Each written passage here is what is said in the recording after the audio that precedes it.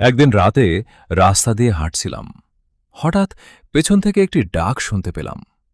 ঘুরে তাকিয়ে দেখি একজন মধ্যবয়স্ক মহিলা রাস্তার পাশে পড়ে আছেন। তার পরনে সাদা শাড়ি, চোখে কালো চশমা। আমি দ্রুত তার কাছে ছুটে গেলাম। দেখলাম তিনি প্রায় অজ্ঞান হয়ে পড়েছেন। জ্ঞান হারানোর আগে তিনি শুধু কাঁপা কণ্ঠে বললেন, বাবা, তুমি আমাকে হাসপাতালে নিয়ে চলো। এরপরই তিনি সম্পূর্ণ অচেতন হয়ে গেলেন। আমি বুঝতে পারছিলাম না কি করব।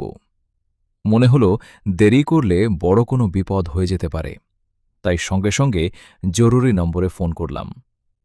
কিছুক্ষণ পর একটি অ্যাম্বুলেন্স এসে পৌঁছালে অ্যাম্বুলেন্সের কর্মীরা মহিলাটিকে দ্রুত হাসপাতালে নিয়ে গেলেন। আমিও তাদের সঙ্গে হাসপাতালে গেলাম। হাসপাতালে পৌঁছানোর পর আমাকে করিডোরে বসতে বলা হল। কিছুক্ষণ পর একজন ডাক্তার এসে জিজ্ঞেস করলেন, রোগী আপনার কি হন? আমি পুরো ঘটনাটি তাকে খুলে বললাম, কিভাবে রাস্তায় মহিলাটিকে পড়ে থাকতে দেখেছি এবং কিভাবে তাকে হাসপাতালে নিয়ে এসেছি। ডাক্তার কিছুক্ষণ চুপ করে থেকে বললেন, আপনাকে রোগীর পরিবারের লোকজনকে খুঁজে বের করতে হবে। তার পরিচয় জানা খুব জরুরি। আমি তখন মহা চিন্তায় পড়ে গেলাম। কি করব কিছুই বুঝতে পারছিলাম না। তবুও মনে মনে ঠিক করলাম, যে করেই হোক মহিলাটির পরিবারের লোকজনকে খুঁজে বের করব। কিছুক্ষণ পর ডাক্তার আবার এসে জানালেন, চিকিৎসার বিল হয়েছে 10,000 টাকা। তিনি বললেন, যদি রোগীর পরিবারের কাউকে খুঁজে না পান, আপাতত আপনাকেই বিলটি পরিশোধ করতে হবে।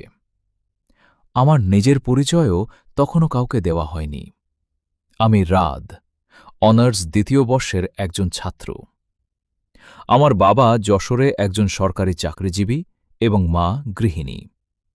আমার কোনো ভাই বোন নেই।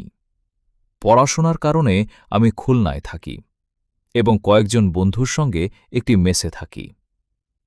পরিস্থিতি দেখে শেষ পর্যন্ত নিজের পকেটে টাকা দিয়েই হাসপাতালের 10,000 টাকার বিল পরিশোধ করলাম। কিন্তু এরপর নতুন সমস্যা দেখা দিল। মহিলাটিকে কোথায় নিয়ে যাব? তার পরিবারের কাউকে